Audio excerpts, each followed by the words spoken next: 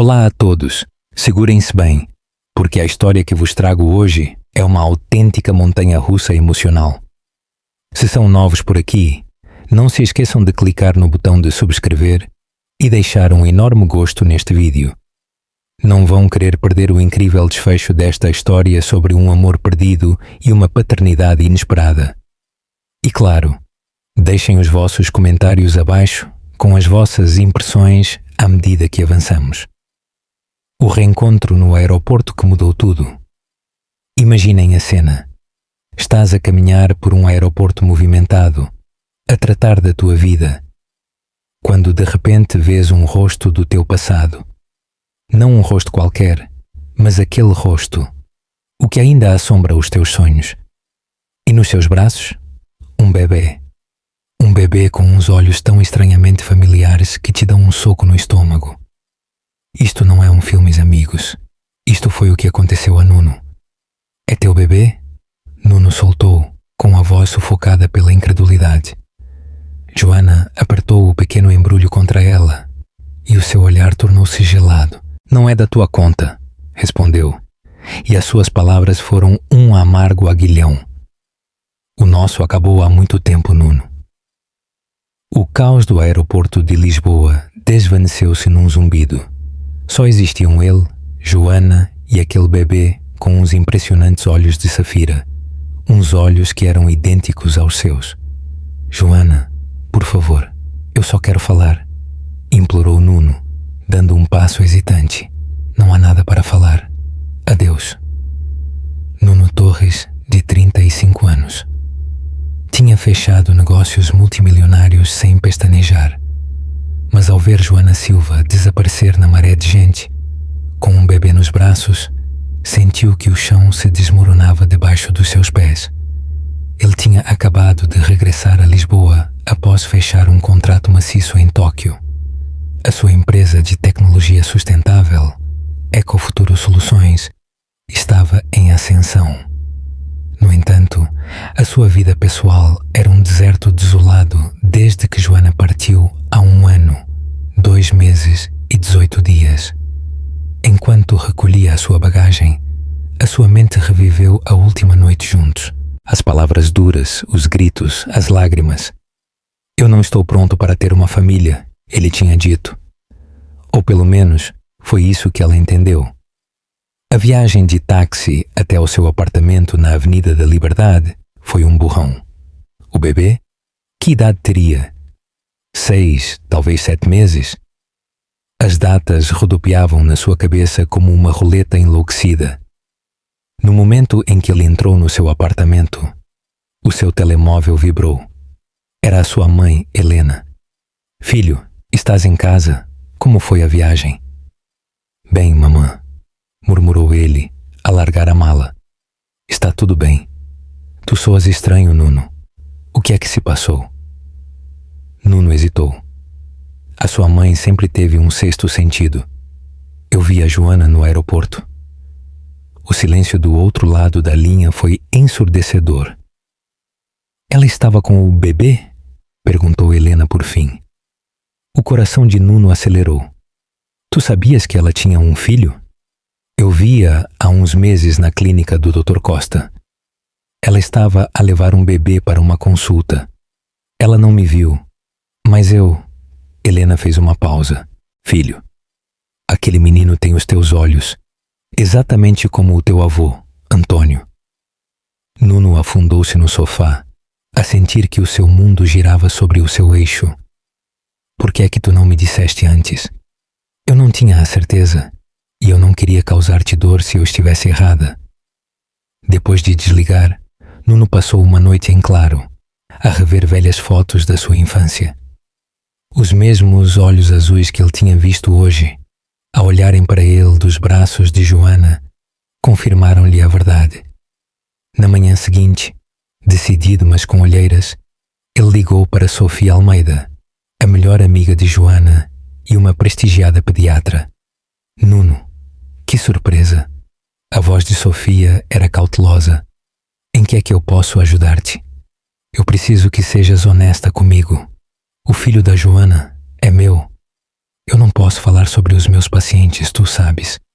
Sofia, por favor, eu tenho o direito de saber se eu tenho um filho. Um longo suspiro precedeu a sua resposta. Não me cabe a mim dizer-te. Fala com a Joana. Eu tentei ontem. Ela não quis ouvir. Dá-lhe tempo. Ela passou por muito, sozinha. A palavra sozinha atravessou-lhe o peito como uma adaga. Joana tinha enfrentado uma gravidez e a criação de um bebê completamente sozinha enquanto ele expandia o seu império empresarial pela Ásia. A sua próxima chamada foi para Carlos Reis, o seu advogado e amigo da universidade. Quais são os meus direitos se descobrir que eu tenho um filho que eu não conhecia? Carlos ouviu pacientemente enquanto Nuno lhe contava o encontro no aeroporto. Legalmente, tu podes solicitar um teste de paternidade e, se for positivo, reclamar os teus direitos de pai. Mas Nuno, eu recomendo que tu tentes resolver isto de forma amigável primeiro. As batalhas pela custódia são duras para todos, especialmente para o menino. Nuno agradeceu-lhe e decidiu que precisava de ver o pai de Joana. Sr. Pedro Silva sempre o tinha tratado como a um filho. Naquela mesma tarde, ele apresentou-se na casa da família Silva, no bairro de Belém. O jardim estava tão impecável como ele se lembrava. O Sr. Pedro abriu a porta e a sua expressão mudou da surpresa para o reconhecimento e, finalmente, para uma mistura de tristeza e resignação.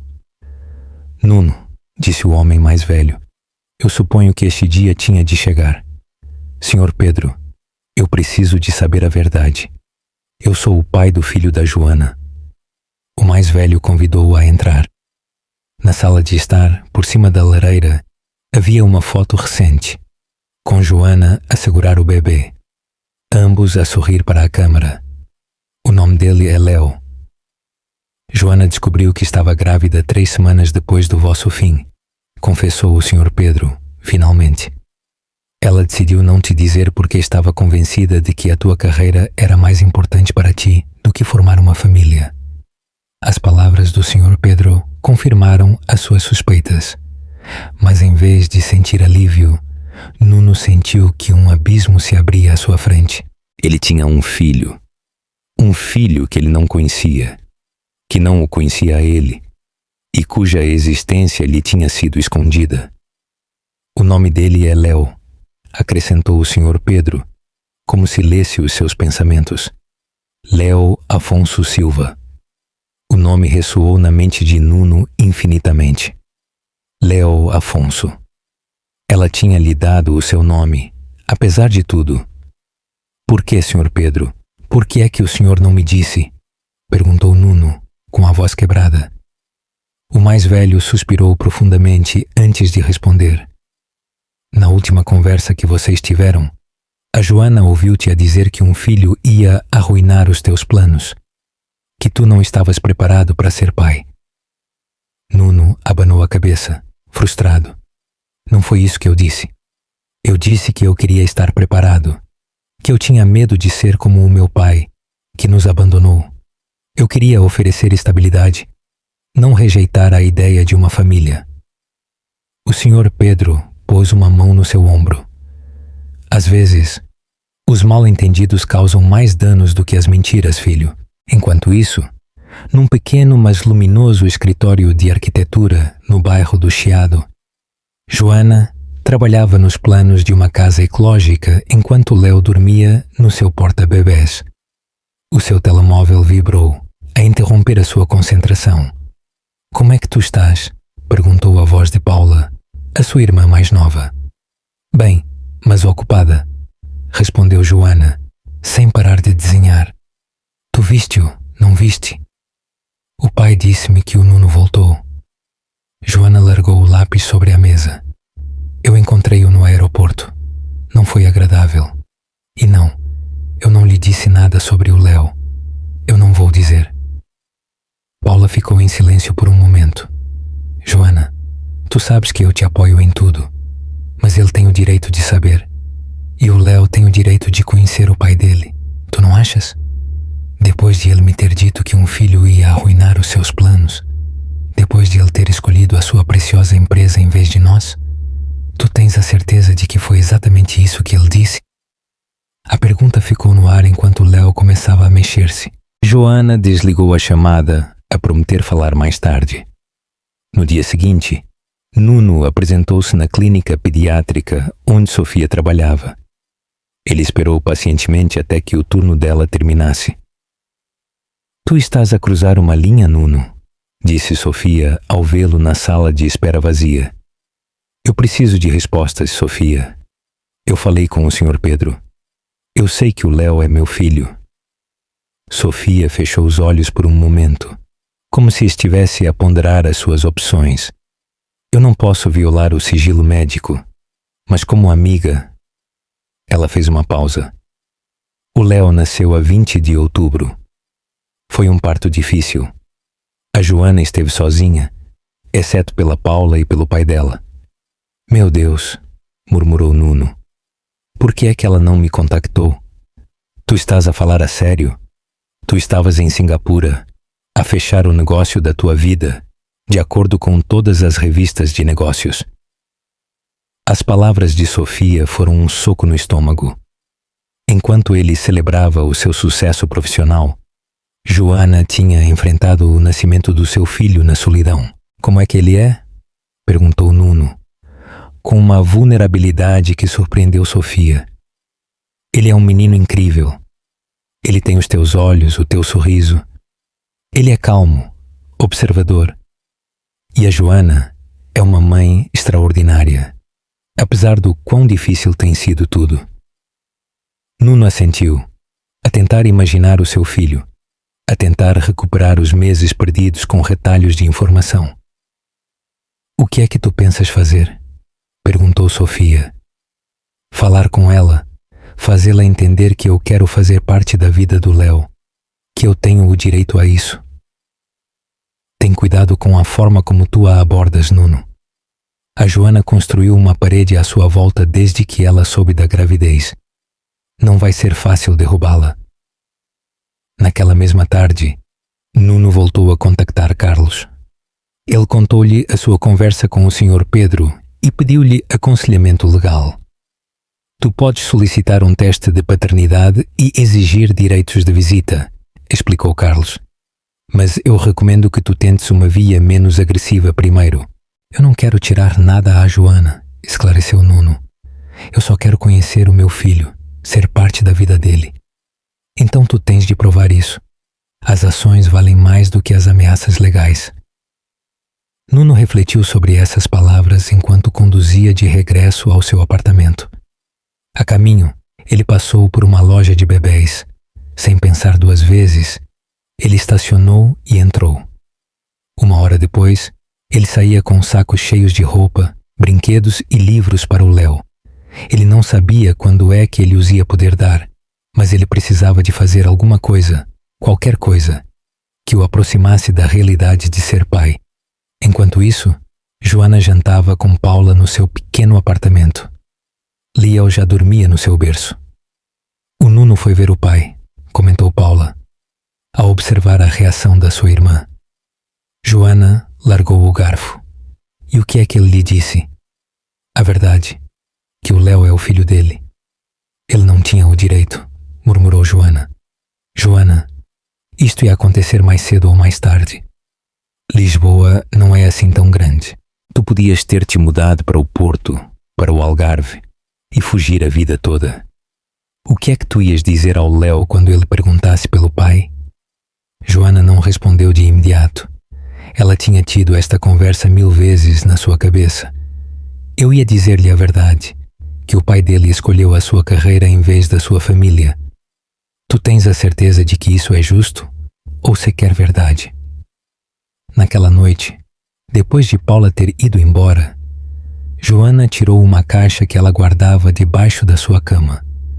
Lá dentro havia recortes de revistas com notícias sobre Nuno e a sua empresa de sucesso. O visionário por trás da Ecofuturo.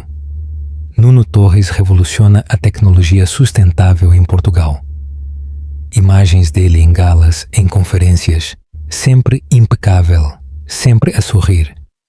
Também havia uma ecografia, a primeira do Léo, que ela nunca se atreveu a partilhar com ele. E uma carta que ela tinha escrito, mas nunca enviado, a contar-lhe sobre a gravidez.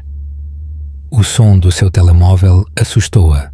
Uma mensagem de um número que ela conhecia de cor, embora ela o tivesse apagado há meses. Joana, eu sei a verdade sobre o Léo. Eu não procuro uma confrontação. Eu só quero conhecer o meu filho. Por favor, vamos falar. Nuno. Com as mãos a tremer, Joana desligou o telemóvel sem responder. Ela sabia que esta conversa era inevitável, mas ela não estava pronta. Ainda não. O que ela não sabia é que Nuno já tinha tomado uma decisão. Amanhã ele ia ao seu estúdio. Ele não podia esperar mais para enfrentar a verdade cara a cara. Amanhã amanheceu cinzenta sobre Lisboa. Nuno chegou cedo ao pequeno edifício onde Joana tinha o seu estúdio de arquitetura. Ele esperou no seu carro, a ensaiar mentalmente o que ele ia dizer. Como ele ia manter a calma quando todo o seu ser era um turbilhão de emoções. Às 9 em ponto, ele viu-a a chegar. Ela não estava com o Léo. Por um momento, ele sentiu desilusão, mas depois compreendeu que era melhor assim. Esta conversa ia ser difícil. Ele esperou mais 10 minutos antes de entrar no edifício. Ele subiu as escadas até ao 3º andar e parou à frente da porta com um discreto letreiro. Silva Arquitetura Sustentável. Ele respirou fundo e bateu. Joana abriu a porta e ficou gelada ao vê-lo. O que é que tu estás aqui a fazer? Nós precisamos de falar, respondeu Nuno com firmeza. E desta vez eu não vou aceitar um não como resposta. Depois de um momento de hesitação, Joana fez-se de lado para o deixar passar. O estúdio era pequeno, mas luminoso, com maquetes de projetos e planos a cobrirem quase todas as superfícies. Tu tens 5 minutos, ela disse, a cruzar os braços. Nuno olhou-a diretamente nos olhos e perguntou-lhe o que ele tinha vindo perguntar. Ele é meu filho? O silêncio estendeu-se entre eles como um abismo. Os segundos pareceram horas enquanto Nuno esperava, aprender a respiração. Finalmente, Joana assentiu lentamente. Sim, o Léo é teu filho, mas nós não precisamos do teu dinheiro nem da tua pena. A confirmação, embora esperada, atingiu-o com força. Ele era pai. Ele tinha um filho de carne e osso. Não apenas uma suspeita ou uma possibilidade.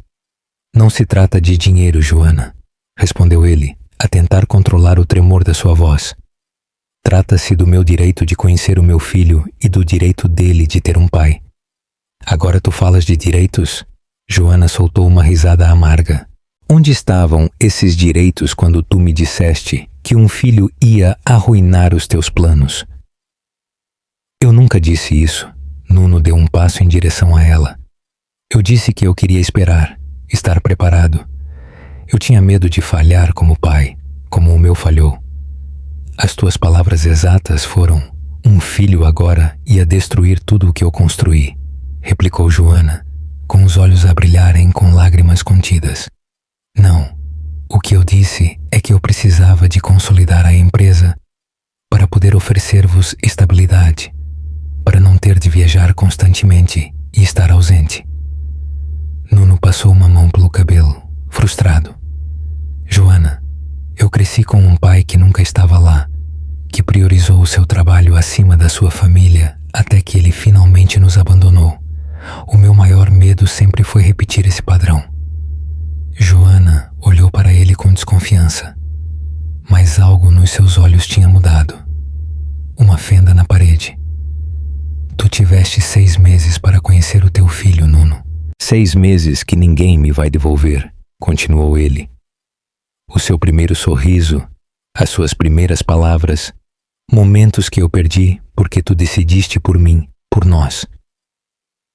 Tu estavas em Tóquio quando ele nasceu.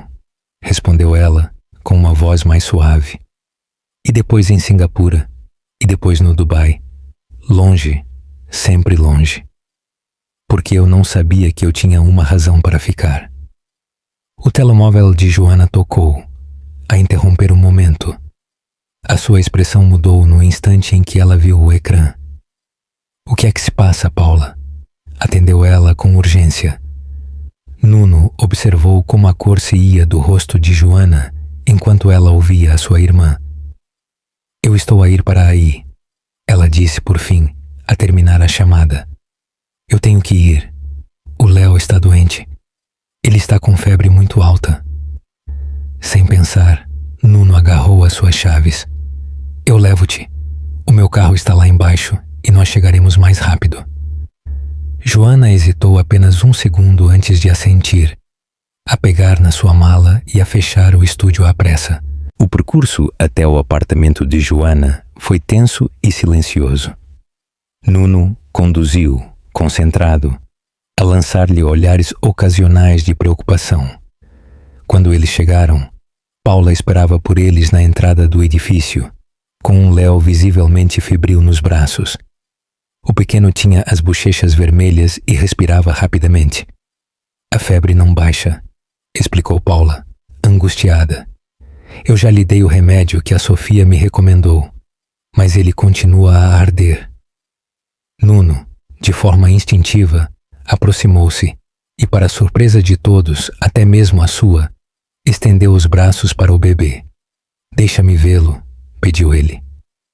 Paula olhou para Joana, que após um instante de dúvida, assentiu levemente.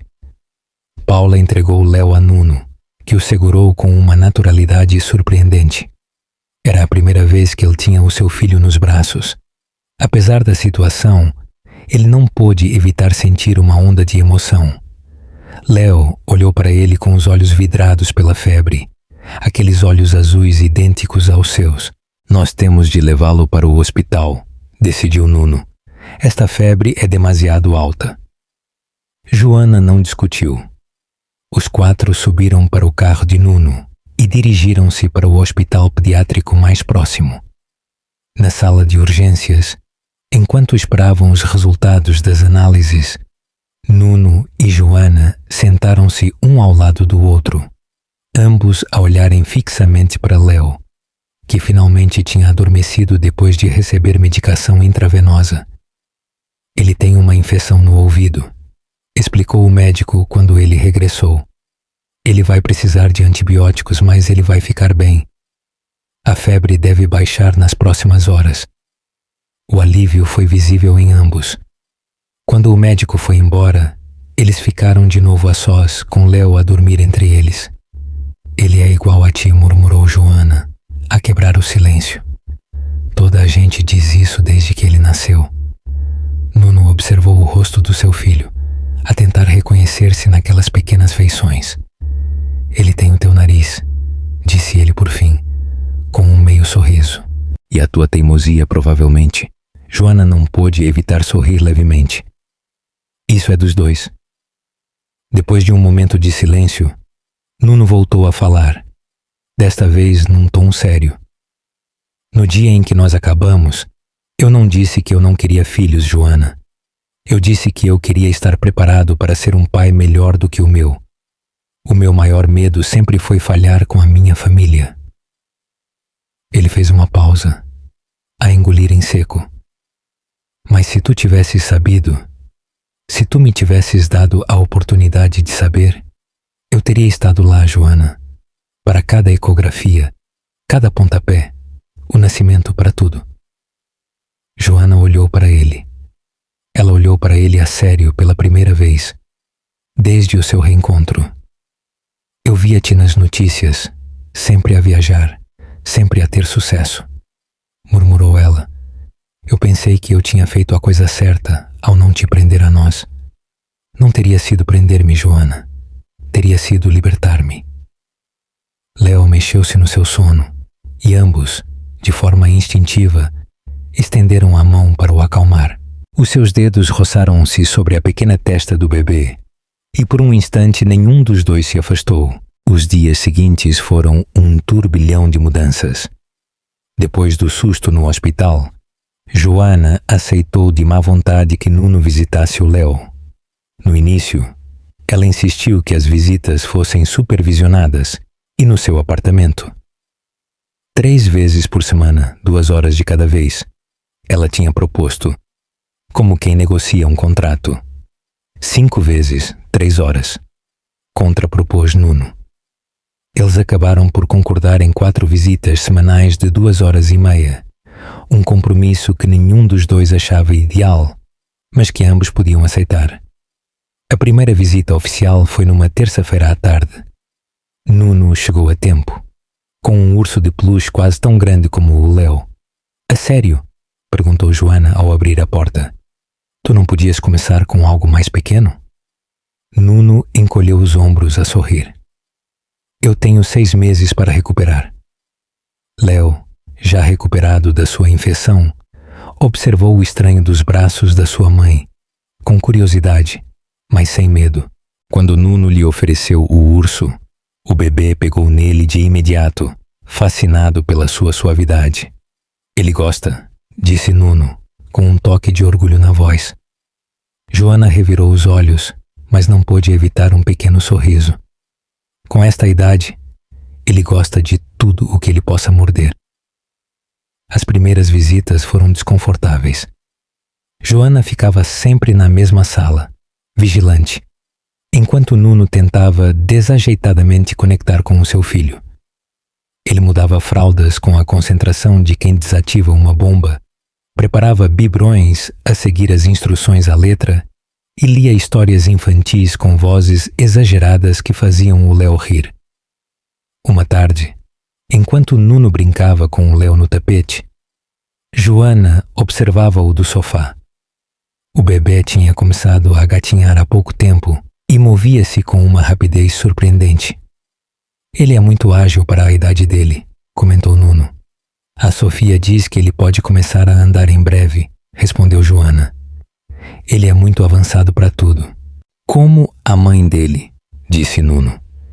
E pela primeira vez desde que eles se tinham reencontrado, o comentário não soou forçado nem calculado. Era simplesmente uma observação sincera. Joana olhou para ele, surpresa, e por um momento ela viu o homem por quem ela se tinha apaixonado anos atrás. Com o passar das semanas, Nuno reorganizou completamente a sua vida profissional. Ele delegou as viagens à sua equipa, programou videoconferências em vez de reuniões presenciais e bloqueou as suas visitas como compromissos inamovíveis. Carlos, o seu advogado, reparou nisso durante uma reunião. Eu nunca tinha visto-a sair a correr do escritório às 5 da tarde, comentou ele com curiosidade. É a minha hora com o Léo, explicou Nuno. Com simplicidade, eu não a ia perder por nada no mundo. Ele mudou-te? Observou Carlos. Para melhor, eu acho. Nuno assentiu. Léo tinha-o mudado. Ou talvez ele tinha despertado uma parte dele que sempre tinha estado lá, à espera. 1 mês depois do seu reencontro, Nuno adaptou um dos quartos do seu apartamento para o Léo. Ele encheu-o de brinquedos educativos, livros e um berço. Ele ajudou a montá-lo ele mesmo, para surpresa do seu assistente pessoal. Eu quero pedir-te uma coisa, ele disse a Joana durante uma das suas visitas. Eu gostava de levar o Léo ao meu apartamento alguma vez para ele ver o quarto dele. Joana apertou a mandíbula. Eu não tenho a certeza, Nuno. Ele ainda é muito pequeno. Tu podes vir também, claro. Ele apressou-se a acrescentar. Eu não estou a tentar separar-vos. Eu só quero que ele conheça esse espaço, que também é dele. Depois de vários dias a considerar, Joana finalmente aceitou. A primeira visita ao apartamento de Nuno foi num sábado. Joana ficou impressionada com o quarto que ele tinha preparado para o Léo, embora ela tentasse não o demonstrar. Tu pensaste em tudo, ela admitiu, a passar a mão pela madeira lisa do berço ecológico. Eu quero fazer isto bem, respondeu ele, enquanto Léo explorava entusiasmado os seus novos brinquedos. Durante as semanas seguintes, a tensão entre eles começou a diminuir gradualmente. As conversas já não se limitavam estritamente ao Léo. Ocasionalmente, eles falavam de trabalho, de amigos em comum, até mesmo de filmes ou livros. Um dia, Joana chegou para ir buscar o Léo ao apartamento de Nuno e encontrou-o a dormir nos seus braços enquanto ele lhe lia uma história. Eu não quis acordá-lo, sussurrou Nuno.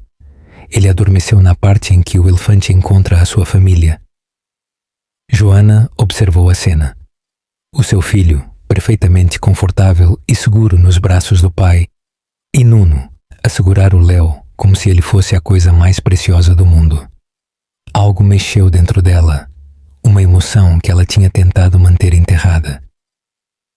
Queres um café enquanto esperamos que ele acorde? Ofereceu Nuno. Joana assentiu.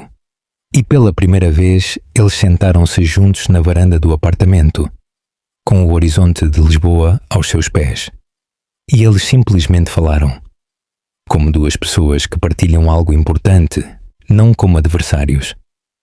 Quando o primeiro aniversário do Léo se aproximou, surgiu a inevitável questão de como celebrá-lo.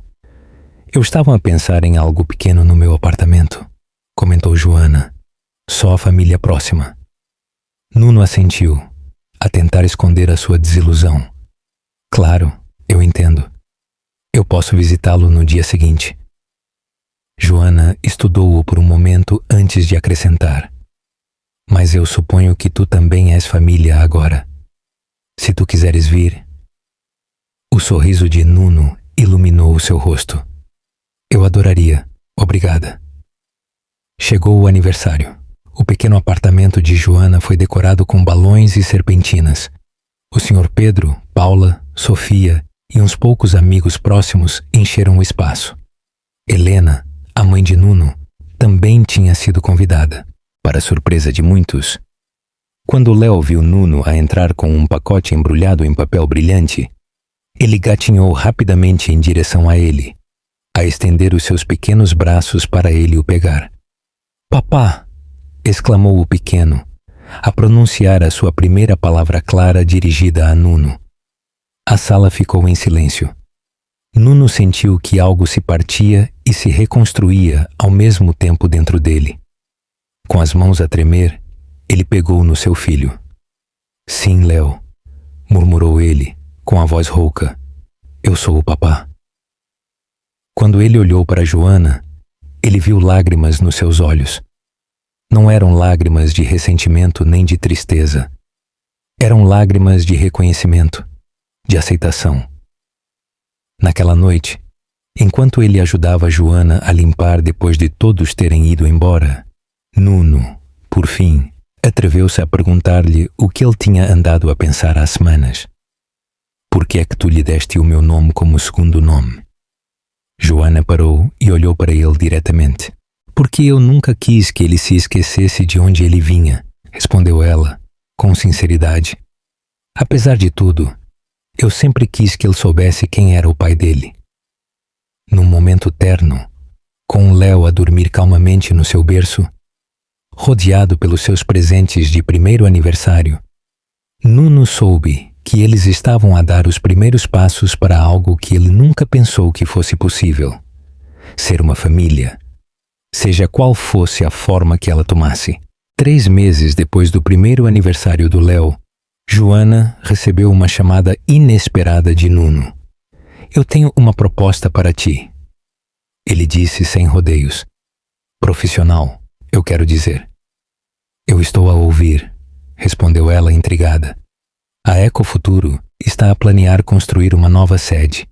Eu quero que seja um edifício completamente sustentável. Um modelo para o futuro. E eu quero que sejas tu a desenhá-lo.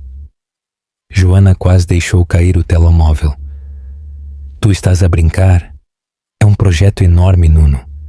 Há escritórios de arquitetura muito maiores do que o meu que matariam por essa oportunidade. Nenhum tem a tua visão ou o teu compromisso com a sustentabilidade, replicou ele. Além disso, eu já vi o teu trabalho. Tu és brilhante, Joana. Ela ficou em silêncio, a processar a oferta. Eu não preciso de uma resposta agora, continuou Nuno. Pensa nisso. O projeto é teu se tu o quiseres. Naquela noite, enquanto Léo dormia, Joana revisou o portfólio de projetos da Ecofuturo. A nova sede seria o projeto mais ambicioso da empresa até à data. Um complexo de escritórios, laboratórios e espaços comunitários que procurava redefinir a arquitetura corporativa em Portugal. Na manhã seguinte, ela ligou para Nuno. Eu aceito, mas com uma condição. Qual? Nós vamos trabalhar juntos no projeto. Tu entendes a visão da tua empresa melhor do que ninguém, e eu posso traduzi-la em espaços funcionais e sustentáveis. Será uma colaboração. Houve uma pausa do outro lado da linha. Parece-me perfeito, respondeu Nuno, por fim, e Joana conseguiu ouvir o sorriso na sua voz. Eles estabeleceram um espaço de trabalho conjunto num pequeno estúdio que Nuno alugou perto dos escritórios da Ecofuturo. 2 dias por semana, eles reuniam-se lá para trabalhar no projeto, às vezes com Léo a brincar numa área segura que eles tinham criado para ele. As primeiras sessões foram estritamente profissionais. Eles falavam de materiais, eficiência energética, design biofílico, mas pouco a pouco, as conversas começaram a estender-se para além do projeto. Tu lembras-te daquela viagem à Cantábria? Perguntou Nuno uma tarde, enquanto eles reviam amostras de pedra local. Nós ficamos naquela pousada, com telhados de palha e pátios interiores. Joana sorriu com a recordação. O dono preparava-nos chocolate quente todas as manhãs. Aquela arquitetura vernácula tinha muito para nos ensinar sobre ventilação natural e aproveitamento da luz. Tu sempre foste observador, comentou Joana. Isso era o que eu gostava em ti. O comentário ficou a pairar entre eles como uma confissão inesperada. À medida que o projeto avançava, também a sua relação avançava. Não era um regresso ao que eles tinham sido antes. Era algo novo, construído sobre alicerces diferentes. Eles partilhavam a criação do Léo de forma mais fluida, a consultarem as decisões, a apoiarem-se mutuamente. Um sábado, enquanto eles viam Léo a dar os seus primeiros passos cambaleantes no parque, Nuno fez-lhe uma proposta. Eu tenho andado a pensar. Ele começou com alguma cautela. O que é que tu achas se nós desenhássemos uma casa também? Uma casa? Perguntou Joana confusa. Para quem? Para o Léo, respondeu Nuno. Um lugar onde ele possa crescer com espaço, com natureza, perto da cidade. Mas não no meio do caos. Um lar que incorpore tudo o que nós dois valorizamos. Joana olhou para ele com surpresa. Tu estás a sugerir que nós vivamos juntos? Eu estou a sugerir que nós desenhemos um lar para o nosso filho, esclareceu Nuno. A forma como nós o habitamos é algo que nós podemos decidir mais tarde. A ideia era audaz, mas tinha sentido. Léo em breve ia precisar de mais espaço. O apartamento de Joana era pequeno, e embora o apartamento de Nuno fosse grande, era numa zona demasiado urbana para uma criança crescer com liberdade.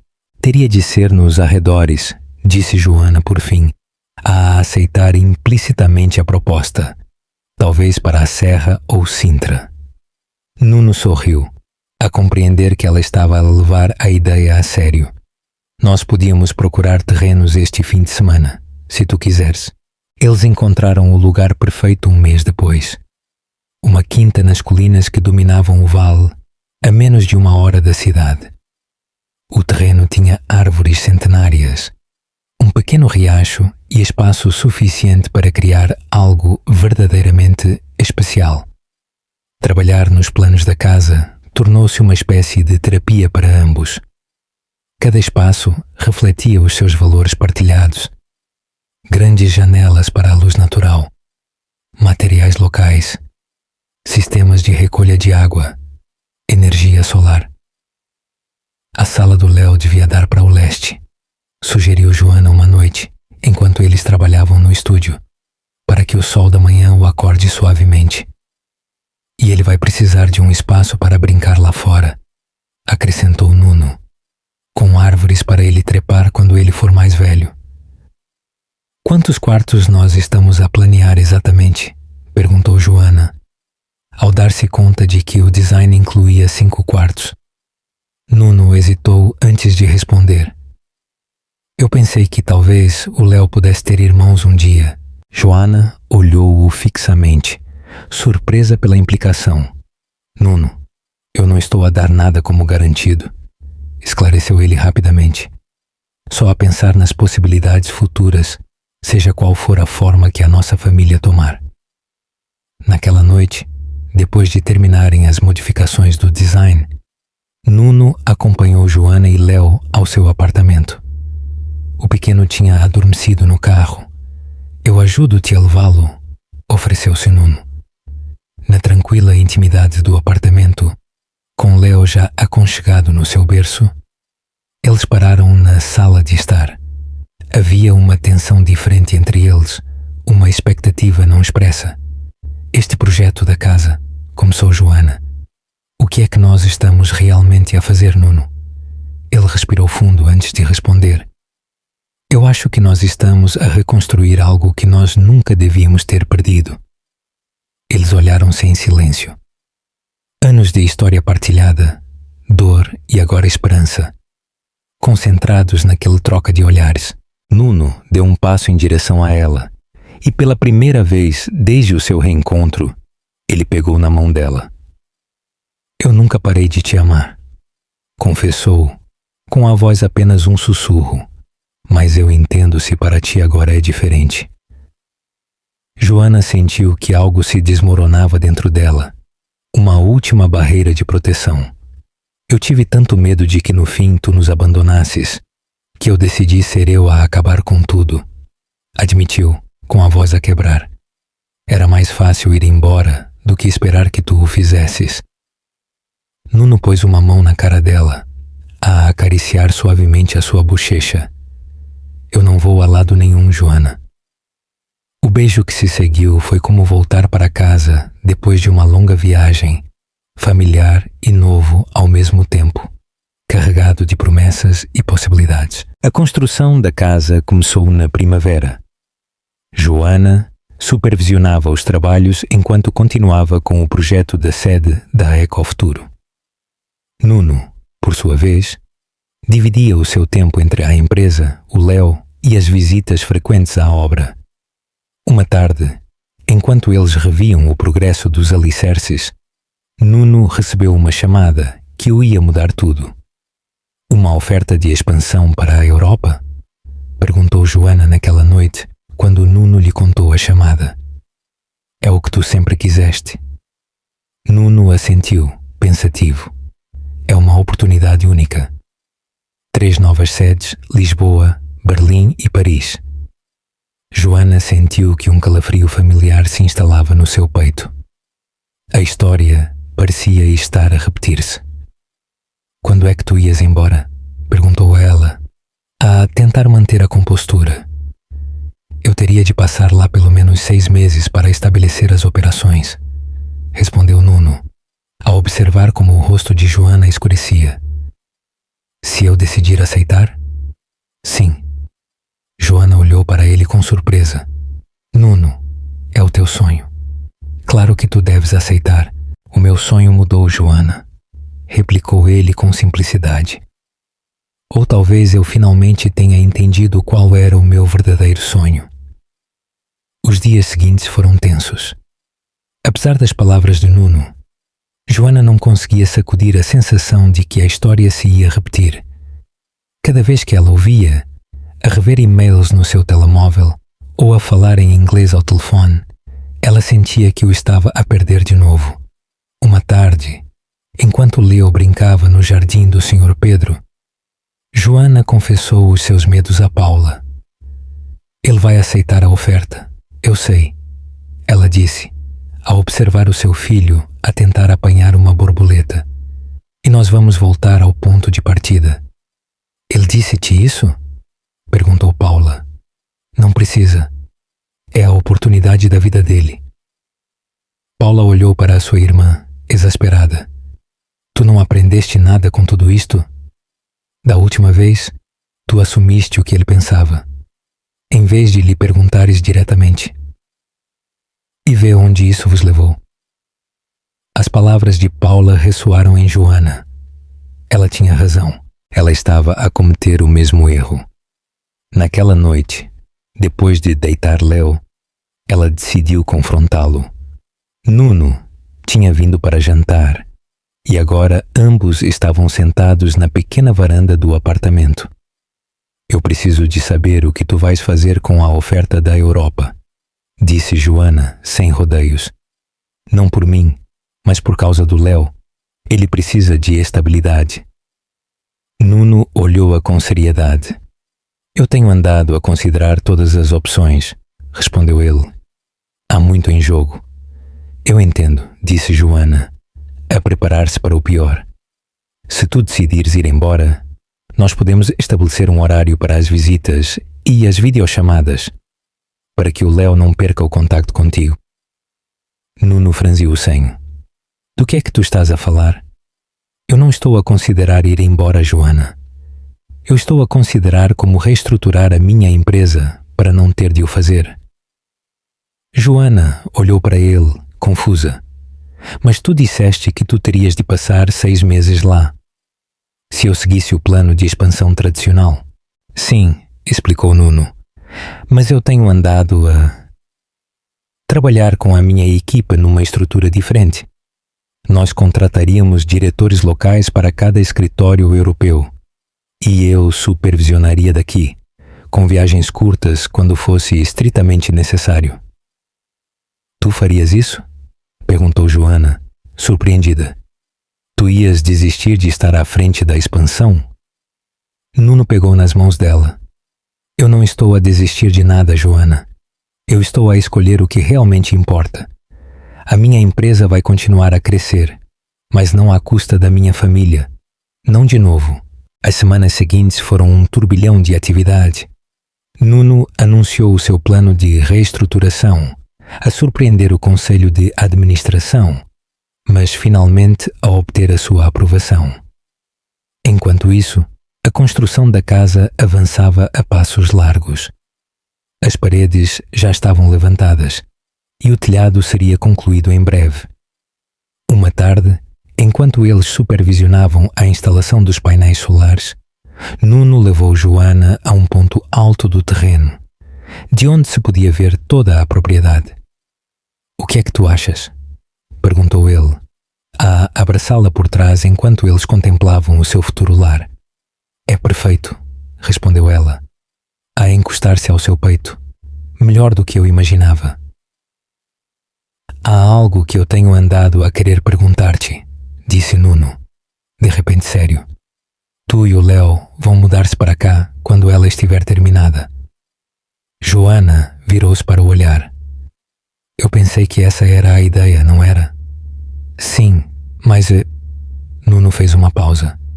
Eu não quero dar nada como garantido. Eu quero que seja a tua decisão, completamente tua. Joana estudou o seu rosto, a compreender o que ele não estava a dizer explicitamente. Tu estás a pedir-me para vivermos juntos, como uma família? Sim, respondeu Nuno com simplicidade. É exatamente isso que eu estou a pedir. Joana sorriu, um sorriso genuíno que lhe chegava aos olhos. Eu acho que tu já sabes a resposta. 3 meses depois, a casa estava quase terminada. Eles tinham decidido fazer uma pequena festa de inauguração, a convidar a família e amigos próximos. Seria também a apresentação oficial da sua reconciliação, embora para muitos já fosse evidente o que estava a acontecer entre eles. O dia da inauguração amanheceu solarengo e perfeito. A casa resplandecia sob a luz do sol. Paredes de pedra local combinavam-se com grandes janelas, telhados verdes cobertos de vegetação e um pátio central com um carvalho centenário que eles tinham conservado durante a construção. Os convidados começaram a chegar ao meio-dia O senhor, Pedro e a Helena, os orgulhosos avós, foram os primeiros. Paula e Carlos chegaram juntos, para surpresa de poucos. Sofia veio com o seu marido e os seus gêmeos, companheiros de jogo perfeitos para o Léo, que corria excitado pela casa, a mostrá-la a todos os que quisessem vê-la. Nuno tinha preparado um pequeno discurso para dar as boas-vindas a todos, mas ao ver os seus entes queridos reunidos no lar que eles tinham criado, ele sentiu que precisava de fazer algo mais significativo. Depois de todos terem percorrido a casa e se terem reunido no pátio central para comer, Nuno pediu atenção. Primeiro, eu quero agradecer a todos por partilharem este dia conosco. Ele começou. Esta casa representa muito mais do que um lugar para viver. Ela é o símbolo de uma segunda oportunidade, de uma família reconstruída. Ele olhou para Joana, que segurava o Léo nos braços, ambos a sorrirem para ele. Há 1 ano e meio, eu estava no aeroporto, a acreditar que a da minha vida estava completa, porque o meu negócio estava a ir bem. Eu não fazia ideia do que eu realmente estava a perder. Nuno aproximou-se de Joana e pegou na sua mão livre. Uma vez eu perdi a coisa mais importante por não saber comunicar o que eu realmente queria. Eu não vou cometer o mesmo erro 2 vezes. Diante do olhar surpreso de todos, ele ajoelhou-se e tirou uma pequena caixa do seu bolso. Joana Silva, eu quero construir a minha vida contigo e com o Léo aqui, na casa que nós desenhamos juntos. Tu farias-me a honra de te casares comigo? Joana, com lágrimas nos olhos, assentiu enquanto os convidados aplaudiam emocionados. Sim, respondeu ela por fim. Sim, eu quero. Nuno colocou o anel no dedo dela e levantou-se para de beijar, enquanto Léo aplaudia, sem entender de todo o que estava a acontecer, mas contagiado pela alegria do momento. Quando o beijo terminou, Joana sussurrou algo ao ouvido de Nuno. Eu também tenho algo para te dizer, murmurou ela, a pegar na mão dele e a colocá-la sobre o seu ventre. A nossa família vai continuar a crescer. Os olhos de Nuno arregalaram-se, cheios de surpresa e emoção. Desta vez, ele ia estar lá, para cada momento, desde o início. A celebração continuou até ao pôr do sol, enquanto os últimos raios de sol iluminavam o seu novo lar. Nuno segurava o Léo nos seus braços, a observar o rosto radiante de Joana. O urso de peluche que ele lhe tinha dado na sua primeira visita ainda era o favorito do Léo, apesar de todos os novos brinquedos que agora enchiam o seu quarto. Papá, disse o pequeno, a tocar na bochecha de Nuno. Casa? Sim, Léo, respondeu Nuno, a sentir que o seu coração podia explodir de felicidade. A nossa casa, o nosso lar. O círculo, por fim, tinha se completado. De estranhos que se amaram, a pais separados. E agora, a uma família unida pelo amor e pela verdade. A vida que eles tinham construído juntos era mais bonita do que qualquer edifício que eles pudessem desenhar. 2 anos depois, o som das gargalhadas das crianças enchia o jardim da casa nas colinas. Léo, agora com 3 anos, corria a perseguir bolhas, enquanto a sua irmã de 1 ano, Sofia, tentava segui-lo com passos cambaleantes. Joana observava os seus filhos da varanda, com uma chávena de café na mão e um sorriso nos lábios. Ainda lhe parecia incrível como a sua vida tinha mudado nos últimos anos, de ser uma mãe solteira que lutava para equilibrar a sua carreira com a criação, a ter uma família completa e o seu próprio escritório de arquitetura, que tinha ganho reconhecimento nacional pelos seus designs sustentáveis. No que é que tu estás a pensar? Perguntou Nuno, a sentar-se ao lado dela e a envolvê-la com um braço. Na sorte que nós temos, respondeu ela, a encostar-se a ele, em como nós estivemos quase a perder tudo isto. Mas nós não o perdemos, isso é o que importa. Nuno deu-lhe um beijo suave na testa A casa que eles tinham desenhado juntos tinha se tornado o centro das suas vidas. Nuno tinha transformado um dos quartos num escritório de onde ele dirigia a Ecofuturo, agora com operações em 6 países. As viagens internacionais ainda faziam parte do seu trabalho, mas nunca ultrapassavam os 4 dias, e Joana e as crianças acompanhavam-no sempre que era possível. A sede da Ecofuturo em Lisboa, desenhada por Joana, tinha sido inaugurada no ano anterior, a receber múltiplos prémios pela sua inovação e sustentabilidade. O sucesso do projeto tinha impulsionado a sua carreira, a permitir-lhe selecionar cuidadosamente os seus projetos para os equilibrar com a vida familiar. «Mamã, olha o que eu encontrei!» gritou Léo, a correr para eles com algo nas suas pequenas mãos. «Com cuidado, meu amor», avisou Joana, enquanto o menino subia os degraus da varanda. Léo abriu as mãos para revelar uma pequena rã verde. «Ela parece-se com a do conto que o papá me lê», disse ele emocionado. «É verdade», assentiu Nuno, a fingir espanto. «Deve ser uma prima da rã do conto do lago. Tu podes mostrá-la à Sofia?» «Claro. Mas depois nós temos de a largar, está bem? A família dela deve estar à procura dela». Léo assentiu com solenidade e regressou ao jardim, a caminhar agora com o máximo cuidado para não assustar o seu tesouro. «Ele é igual a ti quando tu te concentras em algo», comentou Joana, com aquela mesma expressão de determinação. «Mas ele tem o teu coração», replicou Nuno, sempre preocupado com os outros, sempre a partilhar. O som da campainha interrompeu a sua conversa. Segundos depois, Paula e Carlos, agora oficialmente noivos, apareceram com uma garrafa de vinho e um bolo. «Nós trouxemos provisões para a reunião de família», anunciou Paula, a abraçar a sua irmã. Pouco depois, chegaram o Sr. Pedro e a Helena, que se tinham tornado inseparáveis nos últimos anos, a partilhar a alegria de serem avós e uma amizade que muitos suspeitavam que era algo mais. Enquanto os adultos preparavam a comida e punham a mesa na varanda, as crianças brincavam sob a sombra do carvalho centenário. Este carvalho tinha se tornado o guardião silencioso da sua felicidade, testemunha de aniversários de casamento e de momentos cotidianos que teciam a história da sua família. «Tu lembras-te da primeira vez que nós viemos ver este terreno?» perguntou Nuno a Joana, enquanto ele servia uns copos. «Como é que eu ia esquecer?» Ela sorriu. O Léo mal andava e ele caiu naquele poço gigante. Todos nós acabamos cheios de lama. Foi aí que eu soube que este ia ser o nosso lar, confessou Nuno. Ao ver-te coberta de lama, a rir às gargalhadas com o Léo nos teus braços, eu nunca te tinha visto mais bonita.